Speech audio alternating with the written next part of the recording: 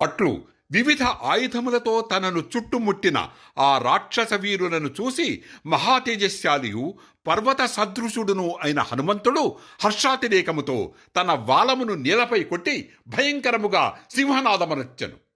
పిదప తన శరీరమును మిక్కిలి పెంచినవాడై లంకలో ప్రతిధ్వనించున్నట్లుగా దృఢముగా తన జబ్బలను చరచెను. ఆ హనుమంతుడు తన భుజములను చరచగా ఏర్పడిన మహాధ్వనికి ఆకాశమున ఎగురుచున్న పక్షులన్నీయు నీలరాలెను. అప్పుడు బిగ్గరగా ఇట్లు జయఘోషమనొచ్చెను. మహాబల సంపన్నుడైన శ్రీరామునకు జయము, మిక్కిలి పరాక్రమశాలి అయిన లక్ష్మణస్వామికి జయము, శ్రీరామునకు విధేయుడై కిష్కింధకు ప్రభువైన సుగ్రీవునకు జయము.